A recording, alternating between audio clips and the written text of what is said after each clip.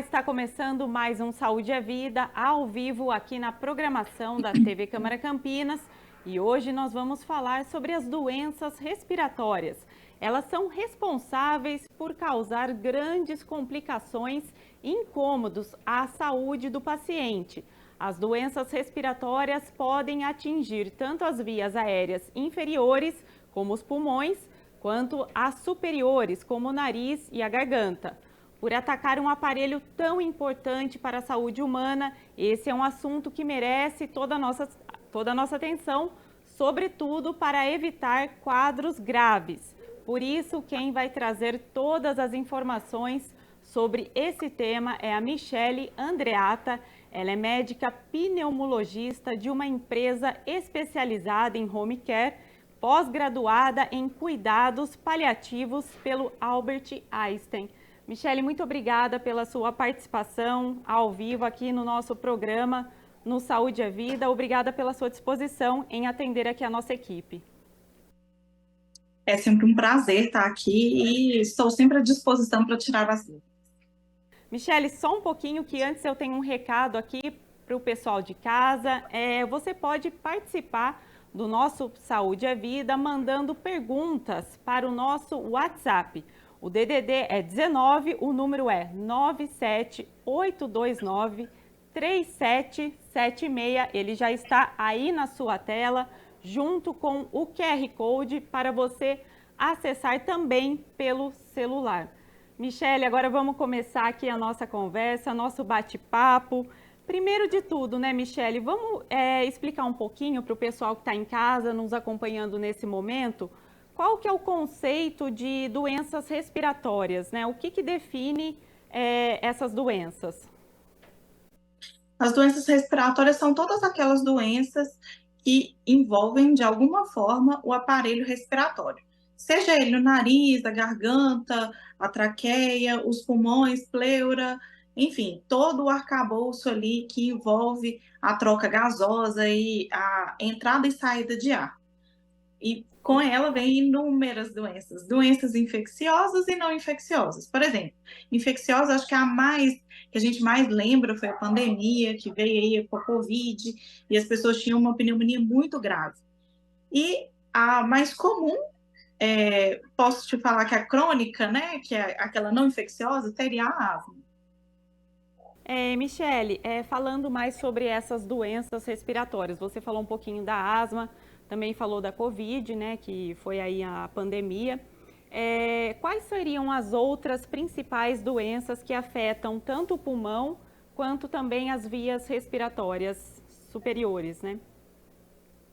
Muita gente confunde, eu vou te dar um sintoma, e aí esse sintoma é confundido porque ele pode estar em várias doenças. A tosse, né? Então, a tosse, ela pode significar uma infecção de via aérea superior, como uma sinusite, por exemplo, ou mesmo uma gripe, que não tem nada a ver com pneumonia. Mas na pneumonia também a gente tem tosse.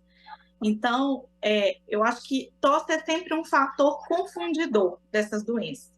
É bom a gente deixar claro que doenças agudas, elas geralmente são infecciosas e elas têm um agente de causa. Então, é aquele breve espaço de tempo que a pessoa fica com aquele determinado grupo de sintomas e que são sintomas que são fugazes, eles vêm e vão embora. E existe aquelas pessoas que têm cronicamente um sintoma, como a tosse, por exemplo. E aí vale a pena passar por um especialista, seja um otorrino, seja um pneumologista, para a gente identificar a causa desse problema. Dentre os mais comuns de causas crônicas, eu vou citar 3. A rinite alérgica, que a gente vê muita gente coçando o nariz, coçando os olhos, e isso é uma doença, existe tratamento e precisa de ir no especialista para a gente tratar ela de uma forma adequada. A asma, que é aquela que causa falta de ar, tosse, e asma a gente tem desde um bebê até um adulto, um idoso, né? E tem o DPLC, que é muito mais comum na população mais adulta, mais velha, nos idosos, porque a principal causa de DPLC é a exposição à fumaça, seja ela do fogão a lenha, do ambiente, tem gente que trabalha em carvoaria, por exemplo, tem muita fumaça. E o mais comum é o cigarro. Doutora, eu queria que você explicasse o que que é essa sigla, DPOC, para o pessoal que está em casa nos acompanhando nesse momento. Ah, sim. DPOC é a doença pulmonar obstrutiva crônica. Muita gente conhece a DPOC como enfisema pulmonar ou então bronquite crônica, que são entidades que coexistem, que elas vêm juntas nessa doença, né? Então as pessoas não têm, geralmente não tem só o enfisema ou só a bronquite. Às vezes ela tem mais enfisema do que bronquite, ou tem mais bronquite do que enfisema, mas são essas duas doenças juntas. A doutora falou sobre a tosse e é bem importante ressaltar que a tosse também, ela, como você falou, né, ela pode estar atrelada a outras doenças. O refluxo, por exemplo, ele pode dar tosse, não é isso? Muito comum também. Então, o refluxo é a principal doença não originada do sistema respiratório, mas que traz esse sintoma muito frequentemente. E as pessoas geralmente confundem o refluxo com pigarro, né? Que é aquela sensação que fica ali com uma secreção que nunca vai embora e que muitas vezes é tratada como alergia, e a causa dela não é do sistema respiratório, é sim do sistema digestivo. Exatamente. Doutora, eu queria que você falasse também um pouquinho sobre a diferença entre a doença crônica e a doença aguda. Quais seriam as características para classificá-las assim? Se tem uma coisa que a gente pode determinar é o tempo, né? Então, o tempo de tosse é muito importante. Quando a gente fala de infecção, que geralmente a infecção é aguda, que ela dura ali entre 3 e 4 semanas, geralmente essa tosse vai embora numa infecção aguda. Existe infecção de tosse crônica que é muito comum no nosso país, né? É endêmico que a gente fala, que é a tuberculose. Essa sim é uma doença crônica que aí vai passar de 3 semanas de tosse e junto com ela vem febre, vem emagrecimento. Então eu falo que é assim, é aquela tosse que não passa e que ela debilita o paciente, né?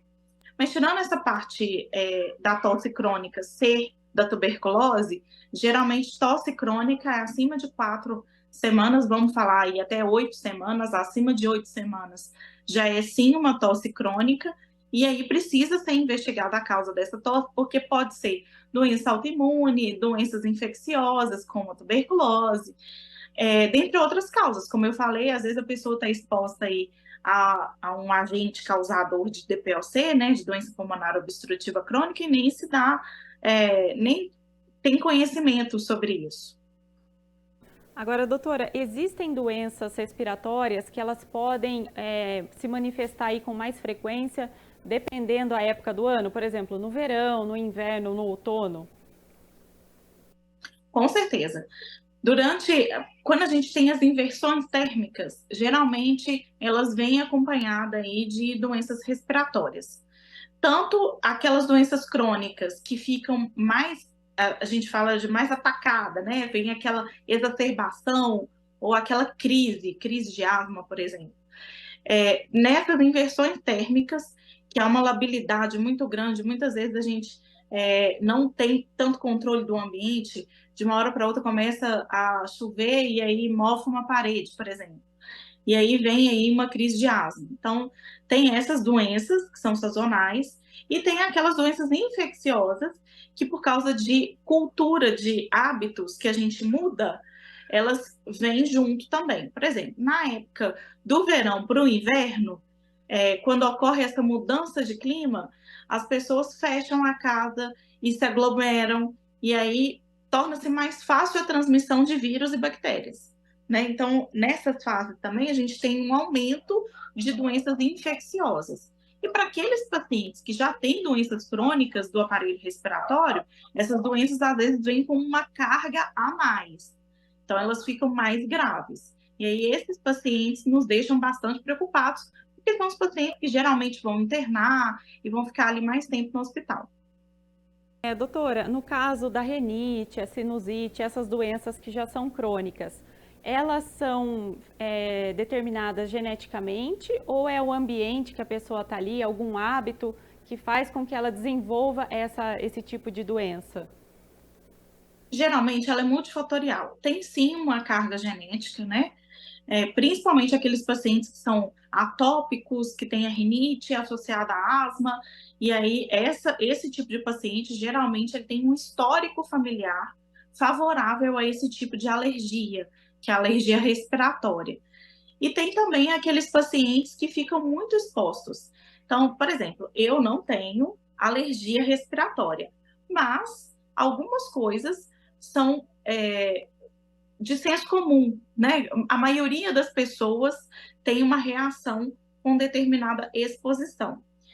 Por exemplo, quando a gente está exposto a um nível de poeira muito alto, os cílios que tem na borda do nariz, eles não conseguem filtrar de maneira adequada ou eles ficam muito impregnados daquela poeira. E aí, aquele cílio, ele deixa de fazer o seu papel, que é de filtrar o ar. E aí eu posso ingerir mais alérgenos e isso causar uma crise de alergia de determinada poeira ou ácaro, do que vem ali naquela poeira, né? Isso não é determinado por carga genética, isso é fator ambiental. Então, essas doenças a gente chama de multifatoriais, que um vírus pode alterar? Pode. A familiar também tem uma carga pesada? Tem. E a associação disso, às vezes, provoca uma doença muito mais grave. Por isso que é tão difícil, acho que, controlar, né, essas doenças, porque ela não tem uma única causa. São vários fatores ali que influenciam, né, doutora? E eu falo que o paciente ele chega no pneumologista, no especialista, já muito grave, porque ele demora a procurar esse especialista. Antes da Covid, era muito difícil uma pessoa saber o que um pneumologista faz. Depois da Covid, a especialidade ficou mais popular, né? Ela se popularizou e a gente começou a mostrar que o nosso trabalho é sim um trabalho preventivo, mas que muitas vezes as pessoas chegam na gente tarde demais. E aí a gente acaba tendo que lançar mão de tratamentos com uma carga de medicação maior, porque aquilo não foi prevenido antes de ter uma doença mais grave. Agora, doutora, você falou sobre a Covid, a pandemia. Aproveitando, né, esse tema, você recebe muitos pacientes que ainda estão com sequelas do vírus, com problemas pulmonares, respiratórios. Como que está isso aí para você no consultório, né? O que você está sentindo? Com certeza. Hoje, além da atenção domiciliar, eu trabalho no maior hospital de Minas Gerais, com leitos SUS. Então, é uma realidade, é a Santa Casa de Belo Horizonte, né? Na Santa Casa a gente tem mais de 1.000 leitos SUS, a maior Santa Casa do Brasil. Então, nesses leitos, é muito comum a gente ver pacientes que vêm aí com sequelas múltiplas do Covid. Desde sequelas pulmonares, claro, porque o meu ambiente é um ambiente, vamos dizer assim, a amostra viciada que a gente fala na pesquisa, porque é a pneumologia, né? Então, são os que a gente mais recebe, mas muitos pacientes também com sequelas, aqueles que tiveram Covid mais grave, com sequela renal, com sequela cardíaca, né? E aí, essas sequelas também pioram bastante o quadro pulmonar. A Covid trouxe um susto muito grande, a gente teve doenças muito graves e acendeu um alerta na população, né, de como prevenir as doenças infecciosas, principalmente aquelas disseminadas pelo ar, e o hábito de lavar a mão, eu acho que a gente não devia desaprender nunca, porque ele vai prevenir não só doenças respiratórias, como outras doenças infecciosas. Uma outra sequela que a Covid trouxe foram as sequelas psicológicas, né? Então, muitos pacientes ficaram mais ansiosos e isso agrava ainda mais, principalmente os quadros pulmonares, que a gente precisa respirar de uma forma adequada. Então, muitas vezes a gente tem que reensinar o paciente a respirar de uma forma adequada. Então, a respiração está diretamente, o jeito correto de respirar está diretamente ligado a uma prevenção dessas doenças, é isso? Com certeza. Não só o jeito de respirar, mas antigamente a gente tinha uma falsa crença de que pacientes com doença respiratória não poderiam fazer atividade física. E cada vez mais a gente tem conscientizado a população que é o oposto. quanto mais atividade física eu fizer, quanto melhor tiver a minha saúde cardiorrespiratória, melhor eu vou respirar e menos eu vou me adoecer. Tanto por liberação de endorfinas e quanto pela melhora do sistema imune. Muita gente me pergunta o que eu posso fazer para melhorar a minha imunidade. E não existe uma pílula mágica que melhore a imunidade. Então, a imunidade ela vem de um conjunto de fatores, de uma alimentação adequada, de uma diminuição da produção de cortisol, que a gente fala que é aquele hormônio do estresse. E para ajudar a fazer isso, a gente lança mão de atividade física. A atividade física, ela libera na corrente sanguínea um hormônio que é oposto a esse hormônio cortisol, né? E aí faz com que a gente relaxe os músculos, respire melhor e assim todo o sistema trabalhe de uma forma melhor. Doutora, você complementando aí a sua resposta, a gente está falando então da prevenção dessas doenças respiratórias. Como que a gente pode ter outras atitudes que vão ajudar ainda mais nessa prevenção? Você falou do exercício físico, teriam outras alternativas para quem está em casa, sofre aí com algum problema respiratório? Vou deixar algumas dicas. Para as crianças, vai visitar um recém-nascido? Vá de máscara, não custa nada, é um bebezinho, ainda não tem o sistema imune amadurecido e a gente já aprendeu que a máscara previne sim. Segundo, lavar as mãos é importantíssimo para qualquer lugar. Então, chegou, estava na rua ou veio direto de casa, mas encostou ali na maçaneta. Muitas vezes a gente contamina exatamente assim, com maçanetas, com coisas simples. Então, chegou, vai colocar alguma coisa, ingerir alguma coisa, algum alimento, lave o alimento, lave suas mãos, para que evite essa contaminação. E a terceira coisa, a limpeza ambiental. Eu brinco com os meus pacientes, se eu pudesse, eu aposentava todas as vassouras e espanadores, que o ideal seria a gente limpar aí com um pano úmido. Não aquele pano que deixa encharcado o ambiente, não é isso. Mas o pano úmido, ele não faz com que a poeira se dissemine e volte a circular no ambiente. E isso, para os alérgicos, faz toda a diferença. Doutora, você tocou num ponto que eu acho muito interessante, que é sobre a limpeza do ambiente. Eu ia perguntar do aspirador de pó, se ele é bom usar ou não, né? Perdemos a conexão com a doutora pneumologista. Nós vamos para um rápido intervalo e já voltamos.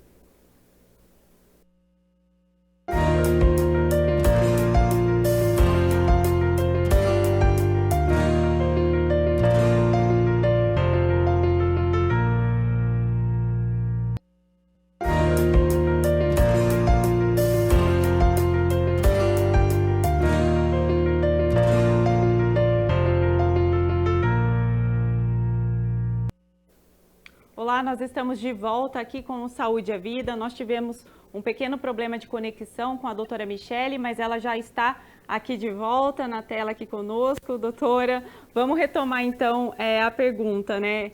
Você comentou sobre a limpeza, né, do ambiente, da casa, que é o mais recomendado, gente, é usar um pano úmido e não a vassoura ou espanador. Doutora, então queria acrescentar, o uso do aspirador de pó, ele é bom ou não? O aspirador de pó, ele é benéfico porque existem determinados locais que a gente não vai conseguir limpar com um pano úmido. Só que a gente tem que lembrar de usar máscara quando for descartar aquele pó, que muitas vezes ele é ultra fino, e aí pode sim desencadear alergia naquela pessoa que vai mexer com aquele pó. Então, é só lembrar de se proteger. Muitas vezes ali no afazer doméstico, a gente esquece de se proteger, né?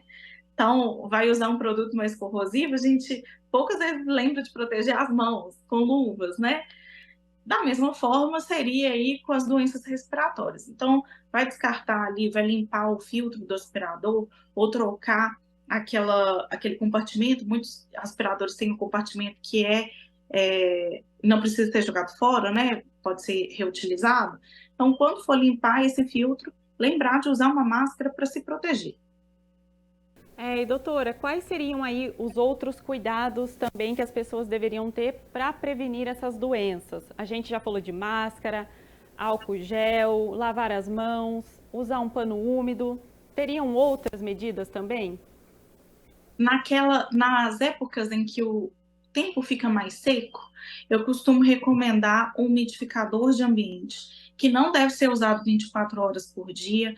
Geralmente eu peço para fazer aí ciclo de 1 a 2 horas, e aí mesmo com o mesmo prazo até religar esses aparelhos. Alguns aparelhos hoje em dia, eles já vêm com timer, que é aquele contador de tempo, ou então com um detector, esses mais avançados, mais modernos, eles vêm com um detector que consegue colocar, como a gente faz com o ar-condicionado, que tem aquele detector de temperatura, esse de umidificador ele tem um detector de umidade. E aí, quando chega ali próximo de 60%, ele desliga automaticamente. Mas, se nenhuma dessas possibilidades for acessível, vale aí a velha toalha úmida, aquele pano úmido, lembrar que o pano tem que estar limpo, né? E aí, quando ele secar, a gente troca aquele pano, coloca outro pano para umidificar o ambiente. Outra coisa seria as bacias de água. Mas, nessa época do ano, a gente tem que lembrar de dengue, né? Vivemos aí num país que tem arboviroses múltiplas, tem dengue, chikungunya, zika, né, que deu um problemão há um tempo atrás. Então, tem que lembrar de trocar aquela água e não deixar ela ali muito tempo exposta. Acho que seriam mais essas dicas mesmo. E para completar, para aqueles pacientes que já têm a doença pulmonar crônica, lembrar de usar a sua medicação inalatória, né? A baixa adesão faz com que esses pacientes tenham crises frequentes e graves. Então, lembrar de usar a sua medicação. Se o médico não cancelou, se ele não tirou a medicação de você, não tire por conta própria. Vá até o seu médico, converse com ele para ver se pode ser retirada. É muito importante mesmo esse alerta da doutora. Sobre os pets, né? Quem tem animais de estimação, pode ou não ficar próximo? Como que seria esse convívio aí para quem sofre muito com esses tipos de doenças respiratórias? Hoje em dia, a gente tem um painel de detecção de doenças alérgicas que é bastante amplo. Então, claro que se a pessoa tiver alergia a gato e quiser ter um gato, ela vai sofrer com isso, né? Então, percebeu que está tendo muita alergia? Eu vou contar uma experiência própria. Fui morar no interior e uma amiga minha tinha um passarinho. E era um passarinho super dócil. Ele tinha fratura de uma asinha e foi adotado por conta disso. Então, era um passarinho que não voava. E ele era tratado, ele era o nosso pet, né? E eu comecei a ter sucessivas crises de alergia e aquilo não me melhorava. Eu ainda não era pneumologista, eu era estudante. E eu lembro que assim, em um ano, eu devo ter feito tratamento de umas 5 sinusites e não melhorava. Era a conta de acabar os remédios e voltavam os sintomas. E até o ponto de eu chegar no pronto-socorro, fazer um raio-x, e aí me falaram que eu estava com pneumonia. Foi a primeira vez que eu assustei de verdade. Na verdade, não era uma pneumonia, era uma entidade parecida, que aí no raio-x pode comprometer e dar a entender de que é uma pneumonia. Depois, com um especialista, eu descobri que eu tive uma pneumonite de hipersensibilidade, uma inflamação pulmonar por conta da minha alergia ao passarinho. Então, apesar de amar aquele pet, eu não podia mais conviver com ele, né? Então, eu tive que me ausentar, o passarinho ficou só com a minha amiga, que não teve problema nenhum, né? Então, para ela, o passarinho não fez mal nenhum, mas para mim, eu fiquei muito mal. Então, eu conto esse relato para os pacientes porque o pet, ele não é o vilão. É a gente que tem que se adaptar à condição que a gente tem. Se o seu corpo é daquela forma, não tem como eu te mudar, né? A gente não nasce duas vezes. Então, é se adaptar ao seu jeito. Se você não é alérgico, tudo bem ter o pet. Mas se é alérgico, vamos procurar um pet que você não tem alergia, para que a vida fique mais satisfatória e que tenha menos doenças, para você poder aproveitar tudo que tem de bom. Com qualidade de vida, né, doutora, que é o mais importante. Isso aí. Doutora, falando sobre a parte de exercícios físicos, que eu acho importante a gente ressaltar aqui, quais seriam os exercícios mais indicados para quem sofre muito com essa parte respiratória? Não tem um exercício em específico. Eu costumo falar que exercício para a parte respiratória é todo aquele exercício que vai te cansar, ao ponto de você não conseguir cantar, mas você consegue falar. Quanto tempo eu preciso fazer o exercício? A American Heart Association, que é quem determina esse tempo de exercício, para que o coração circule de uma forma adequada, para que a gente respire bem, ela determina 150 minutos por semana desse tipo de atividade física, seja ele qual for.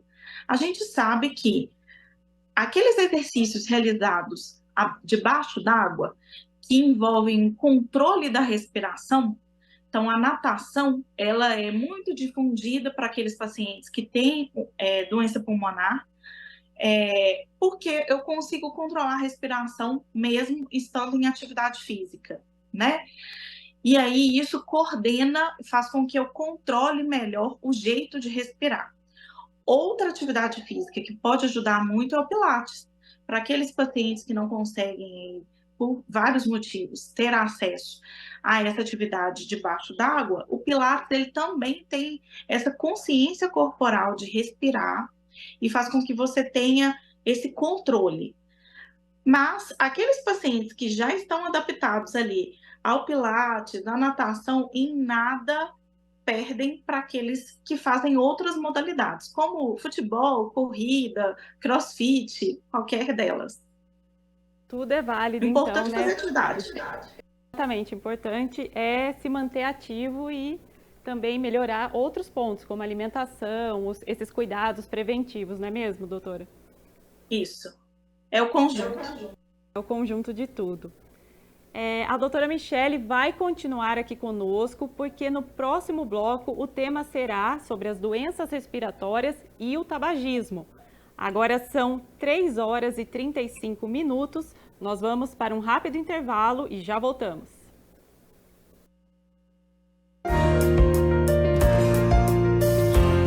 Eu tenho umas... Pode falar? Eu tenho umas bombinhas, acho que eu vou ficar com elas aqui no colo, se precisar eu mostro.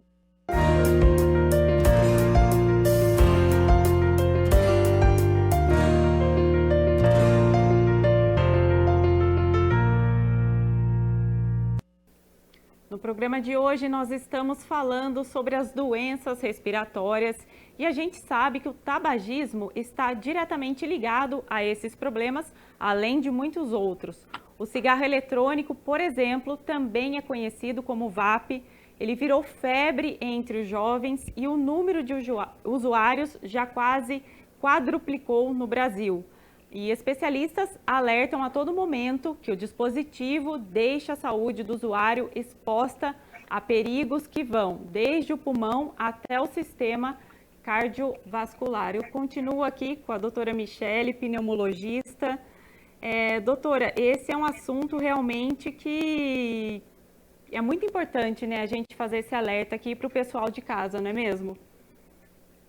Com certeza, principalmente entre os jovens. A gente veio aí de muitos anos, décadas, de políticas públicas voltadas à cessação do tabagismo, para que haja uma redução desse hábito, visto o grande número de pacientes com sequelas por conta do cigarro, né? Tanto sequelas cardiovasculares quanto sequelas pulmonares mesmo. E aí, com o advindo do cigarro eletrônico, parece que a gente está retrocedendo. E aí, a sensação é de uma incapacidade, sabe? De frustração mesmo. Estou falando por parte dos pneumologistas, por a gente ver tantas crianças, né? São jovens, muito jovens mesmo, em uso de cigarro eletrônico, e o uso desse cigarro é muito mais difundido entre os jovens aí abaixo de 25 anos do que na população adulta mais velha. Exatamente, é muito preocupante. Só lembrando o pessoal aí de casa que você pode participar aqui no nosso programa pelo nosso número, né, que vai aparecer aí na sua tela, é o 19, o DDD 978293776. Já está na tela aí, se você quiser mandar alguma pergunta, fazer algum comentário, e também tem o QR Code para você acessar. Então, continuando, né, doutora Michele, quais seriam as principais doenças respiratórias causadas pelo cigarro, seja o eletrônico ou o cigarro convencional também? A principal delas é o DPOC, né, a doença pulmonar obstrutiva crônica, que é a entidade, como eu falei, que tem a dupla, que é do enfisema com a bronquite. Ora vai manifestar mais o enfisema, ora mais a bronquite. E para o cigarro eletrônico, existe uma entidade separada, chamada de EVALI, que é uma inflamação disseminada do pulmão, gravíssima, que já matou algumas pessoas, principalmente os principais relatos são nos Estados Unidos, mas cada dia a gente descobre novidades sobre esse cigarro eletrônico, nada benéficas, né? E nos deixam alarmados. E até questionar exatamente sobre essa doença, a EVALI. O que é essa doença, doutora? Você poderia explicar para quem está em casa acompanhando, se tem algum jovem? Acho importante eles saberem o que é e o que ela provoca no pulmão. A EVALI, ela é uma doença, uma inflamação do pulmão, e essa inflamação é uma inflamação muito grave, porque ela impede a troca gasosa no pulmão. E é muito rápido, não precisa de. Com pouco tempo de uso de cigarro eletrônico, as pessoas já desenvolvem a EVALI, e ela está, além de outras doenças, né? Estou lembrando aqui de alguns cantores falando que tiveram danos vocais, dano das cordas vocais por conta do uso do cigarro eletrônico e não sabiam, até perda da capacidade pulmonar, aquela perda porque eles precisam de fôlego, né? E aí, com essa inflamação do pulmão, a gente tem menos volume no pulmão para conseguir fazer essa ventilação e para ter esse fôlego. Essa doença é muito grave. A última vez que me deixou mais chocada lá na Santa Casa foi de uma paciente de apenas 16 anos, que fazia uso há pouquíssimo tempo de cigarro eletrônico, e era um cigarro eletrônico compartilhado. Então, ela não tinha o dispositivo, mas usava dos amigos, e acabou num CTI por conta dessa EVALI. E leva à morte mesmo, né, doutora? Acho que é isso que o pessoal tem que entender, que é muito grave. Por muito pouco essa menina não morreu. Eu acho que assim, não estou aqui para falar que médico é herói, porque quem somos nós? Mas por muito pouco essa menina não veio a óbito e ficou com sequelas. Graças a Deus é uma jovem, né, que vai conseguir aí melhorar com exercício físico e alimentação, fisioterapia, mas ela vai precisar de muito tempo para conseguir recuperar esse pulmão que ficou muito danificado. Doutora Michele, o cigarro eletrônico, né, ele é mais prejudicial e ele vicia mais do que o cigarro comum ou não? Ambos são tão ruins quanto, né?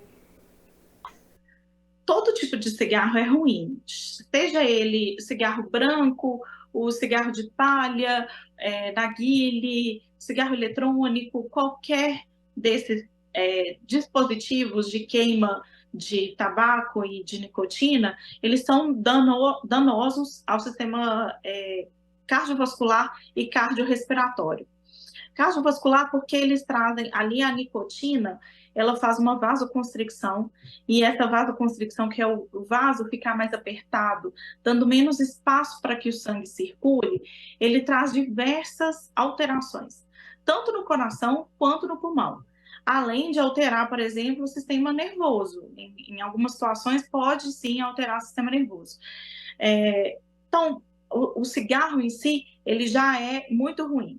No cigarro eletrônico, cada dia mais a gente vê substâncias que não eram catalogadas antes, foram descobertas nessa fumaça do cigarro eletrônico e que são danosas à nossa saúde, né? Principalmente substâncias cancerígenas. Já está mais do que provado que a queima que ocorre dentro do cigarro eletrônico envolve a liberação de não só de sais, e aquela fumaça não nem se parece, ao menos, com água. Aquela fumaça tem inúmeras substâncias e muitas substâncias que são cancerígenas. Já foi provado que o câncer de boca aumentou muito entre os usuários de cigarro eletrônico, muito mais até do que no cigarro convencional. Lembrando que nenhum cigarro é benéfico, mas o cigarro eletrônico tem deixado a gente cada vez mais assustado. E o cigarro eletrônico, assim como o narguilé, eles têm um aroma, né? Que eu acho que é isso que ainda vicia ainda mais. Esse aroma, ele é cheiroso, né? Tem sabores, então acho que isso acaba influenciando ainda mais, né, nesse vício. Não se enganem, gente. Tudo que é mascarado por um cheiro bom, por trás tem coisas muito ruins. Então, esse sabor adocicado, esse cheiro muito gostoso, ele é sim para mascarar o sabor amargo trazido pelo sal de nicotina e também para mascarar as outras tantas substâncias que o flavorizante mascara e traz essa sensação de que é alguma coisa natural, que não vai fazer mal, né? Que tem um cheiro bom, e isso não é perfume, nem tampouco vapor de água. No cigarro eletrônico, a gente pode ter, inclusive, derivados da maconha, que já foi provado que aumenta em muito o dano ao aparelho respiratório, fazendo com que as pessoas desenvolvam o TPLC, principalmente o enfisema, muito mais rápido do que aquela pessoa que fuma o cigarro convencional. Claro que o cigarro convencional também traz danos, mas o cigarro eletrônico, esses danos são muito mais rápidos, porque em uma carga de cigarro eletrônico pode chegar a até 3 maços de cigarro.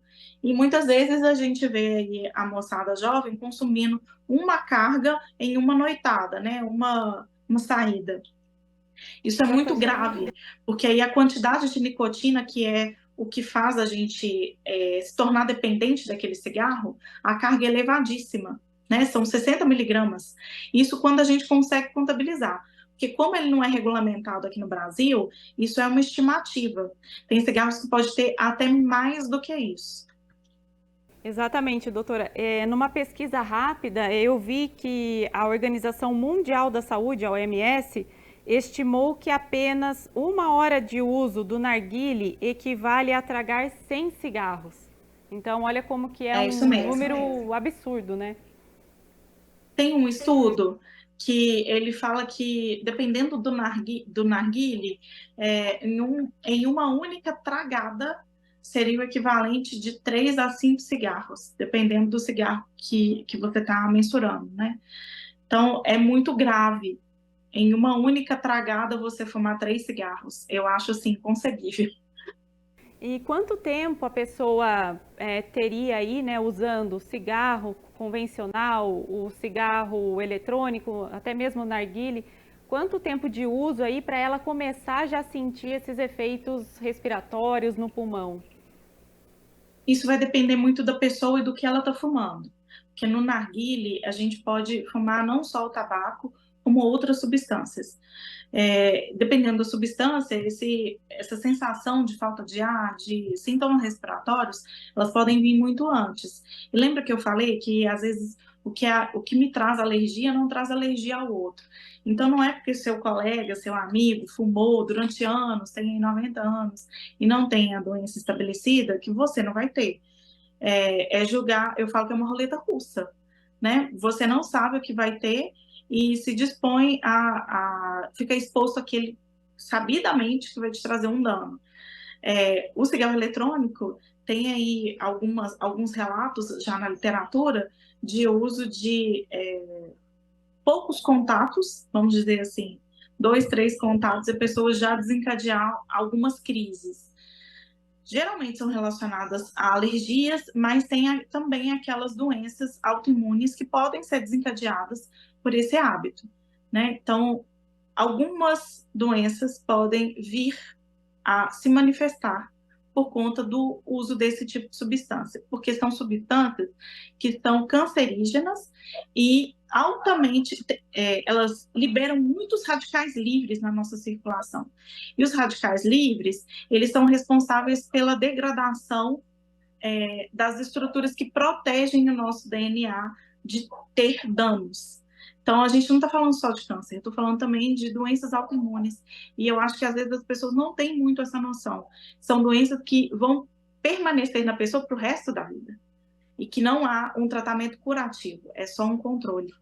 Né? Então, eu fico, como eu te disse, eu fico aflita de ver uma população tão jovem exposta a alguma substância, a essas substâncias que são muito danosas ao organismo. E é uma consequência que a pessoa vai ter que carregar aí para o resto da vida, né? Como você falou, o tratamento é contínuo, você não vai se curar daquilo, né? Vai ficar aquela sequela ali sempre. E eu falo, às vezes os pacientes da doença pulmonar crônica, eles se queixam do valor da medicação. E eu nunca vi um fumante se queixar do valor do cigarro. Isso dói, sabe? Porque eu estou promovendo saúde, né? Eu entendo que que o medicamento, a gente deveria sim ter medicamentos mais baratos, mas eu fico reflexiva com esses pacientes, porque como que você fuma 3 maços de cigarros, né? Que uma carga de cigarro eletrônico equivale basicamente a 3 maços de cigarro. Então, o valor de 3 maços de cigarro em um dia, superando o valor da medicação que eu estou dando para tratar o dano que ele mesmo provocou, e a pessoa não adere a essa medicação. Então, eu fico muito preocupada com esses pacientes, eles são rebeldes.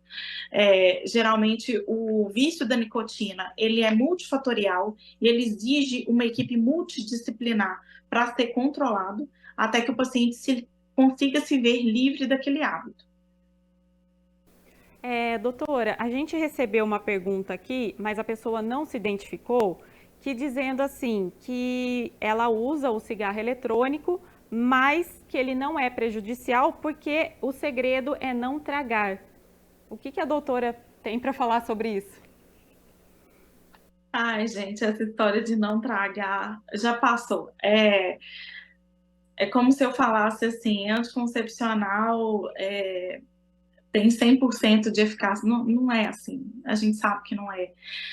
É muito triste ouvir falar isso, que o segredo é não tragar. Não tem como você puxar, aspirar um cigarro eletrônico e parte desse ar não ir para o seu pulmão. Para onde iria esse ar? Né? Não tem freio.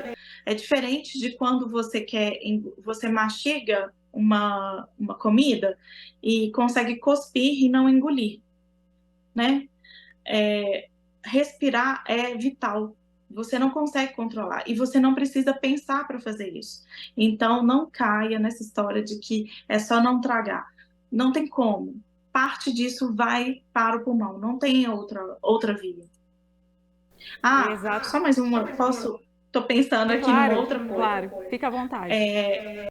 A gente começou agora alguns estudos demonstrar que o tabagismo passivo do cigarro eletrônico também traz danos aos pulmões. Então, aquela fumaça no ambiente, ela também é nociva. E a gente vê aí muitos usuários fazendo uso desse tipo de cigarro em ambientes fechados, o que no Brasil é proibido por lei, simplesmente porque não tem cheiro. Exatamente, esse é um ponto muito importante, porque isso também é uma questão de respeito, né, doutora? Às vezes você está em alguns lugares, a gente sabe, como ela bem disse, é proibido por lei, mas muitas pessoas ainda acabam desrespeitando a lei e fumando ali dentro de um espaço fechado ou com pouca ventilação, e quem está ao redor vai sofrer também as consequências, né? É como se a pessoa fosse fumante também, não é isso, doutora, que essa pesquisa aponta? Isso mesmo. É obrigar o outro a uma decisão sua, né? É como se eu te falasse assim, olha, eu vou na montanha-russa, mas você também vai, te amarro comigo. Ah, mas eu não gosto de montanha-russa. Não, eu não estou te perguntando, você simplesmente vai. E não é assim, né? Então, eu acho que é ferir o direito do outro. O seu direito termina quando começa o do outro.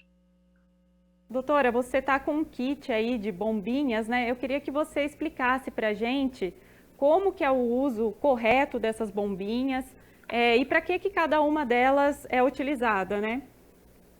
Tá. Olha, são os dispositivos, a gente chama de dispositivos inalatórios, porque muita gente conhece somente esse dispositivo como bombinha. Esse aqui é o spray, né? A gente tira aqui o bucal e aperta, tem que sacudir para apertar e puxar a medicação. Esse é o mais usado no Brasil. Mesmo assim, a gente vê muita técnica errada. Eu costumo falar com as residentes que eu instruo que toda consulta pneumológica o paciente deveria levar sua medicação, para que a gente instrua ele a usar de forma adequada. Porque existem muitas bombinhas, e aí vou mostrar algumas, porque cada uma é usada de uma forma. Então, tem esse tipo de bombinha, e aqui nesse tipo de bombinha a medicação fica dentro do dispositivo, e eu preciso abrir aqui, a entrada de ar é aqui, não pode ocluir, a boca fica aqui. Então, tem toda uma técnica por trás para conseguir usar a medicação de forma adequada. Além disso, dependendo da formulação dessa medicação, eu preciso instruir o paciente, por exemplo, a fazer uma higiene bucal depois do uso da medicação. E às vezes eu preciso da colaboração do paciente. Por exemplo, pouco antes da gente entrar no ar, eu estava falando que nesse tipo de dispositivo aqui, eu já tive paciente usando ele como um copo. E aí a gente precisa de uma cápsula, aqui ó, a cápsula fica aqui dentro, ela é perfurada, então esse botão serve para perfurar. E aí, o pó que está dentro da cápsula, ele precisa ser inalado aqui. Eu já fiz paciente colocando a cápsula aqui dentro, jogando na boca, tomando com água, falando que estava fazendo o uso adequado da medicação. Então, o pneumologista, o médico que te passou a medicação, ele precisa conferir a técnica inalatória a cada consulta, para que a gente acerte e faça com que aquela medicação que está no seu dispositivo seja usada da melhor forma possível, porque assim a gente vai conseguir prevenir as doenças e tratar aquelas doenças que são possíveis de ser tratadas. Doutora Michele, quais então seriam os sintomas, já que a gente está falando das doenças, né, respiratórias, os sintomas e os sinais mais comuns que as pessoas costumam apresentar quando já está aí com o pulmão bem comprometido, que é a hora ou já até passou da hora de procurar um médico, um especialista? Além da tosse, que a gente já falou, eu acho que um bom parâmetro seria a falta de ar. E a falta de ar é uma coisa muito subjetiva, né? Então, eu vou colocar uma medida objetiva. Se compara com o outro. Se você tem alguém mais ou menos da sua idade, compare a sua capacidade respiratória com aquele outro. Será que ele consegue andar com uma velocidade maior sem se cansar? Quantas vezes você precisa parar em relação a ele para fazer o mesmo esforço? Às vezes, ir numa padaria, eu preciso parar 2, 3 vezes em um quarteirão. Tem coisa errada. Está na hora de procurar um médico e a gente está sempre ali para tentar ajudar. Médico não obriga nada ao paciente, é seu direito, você faz o que for melhor para você. A gente está ali para tirar dúvida, não é para fazer julgamento, né? É para te incentivar, te ajudar a melhorar e ter uma melhor qualidade de vida. Só isso. A gente que é médico também erra. E estou aqui para falar que, assim como você tem as suas dificuldades, nós médicos também temos, mas estamos ali para ajudar. Doutora, para a gente ir finalizando aqui nosso bate-papo, eu queria que você deixasse um alerta para quem está acompanhando o nosso programa ao vivo aqui na programação da TV Câmara Campinas, sobre essa questão do tabagismo e sobre os prejuízos que a nicotina aí causa para o corpo, para o nosso organismo, né, para o pulmão. Acho que o principal da gente falar é que a nicotina traz a falsa sensação de relaxamento. A nicotina, na verdade, ela vai fazer com que você fique mais agitado, mais ansioso, e a falta dela no seu corpo vai desencadear sintomas de ansiedade grave. Então, fique longe da nicotina sempre que puder, né? Quando não puder, que tem esse tabagismo passivo, tente mudar de ambiente para que não faça mal para você e incomoda sim, muito, né? Então, aquele fumante, preste atenção para não ser desrespeitoso com o outro, que a decisão é sua, né? Como eu te disse, a gente não obriga, mas eu acho que bom senso e educação é uma coisa que vem de berço. E um recado final aí também de alerta para os jovens que ainda insistem em usar, né, o cigarro eletrônico, que não querem abrir mão, né, desse vício. Eu falo que a gente deveria ter alertas dentro das escolas. Se eu pudesse, eu iria, sabe, para mostrar, não só para alertar, mas para mostrar casos reais de pacientes que ficam com sequelas pulmonares graves por conta do uso de cigarro eletrônico, que perdem parte do pulmão, que são submetidos a cirurgias que são abertas e que trazem muitas sequelas por conta do cigarro eletrônico. Então, fica aí uma dica para a moçada: não vá nessa moda, porque essa moda tem prazo para acabar e o prazo para você pode ser curto demais e não dá tempo de você viver tudo que você tem para viver, porque teve um pedacinho de metal que te freou. Doutora Michele, muito mesmo obrigada pela sua participação aqui no nosso programa, no Saúde à Vida, pela sua explicação, sua disponibilidade, seu tempo. Estou sempre à disposição, ainda mais para alertar a população quanto a isso. Eu acho que a gente que é professor, isso faz parte da profissão, né? Do profissional da saúde, alertar a população para que a gente consiga prevenir as doenças ao invés de só tratá-las. É isso aí, muito obrigada mesmo. Nós estamos encerrando mais um Saúde é Vida. Espero que vocês tenham aproveitado muito as informações. Obrigada pela sua companhia. Você pode conferir todos os programas no YouTube da TV Câmara Campinas e também você pode nos acompanhar nas redes sociais, está aparecendo aí na sua tela os endereços. E uma ótima tarde para você e até o próximo Saúde é Vida.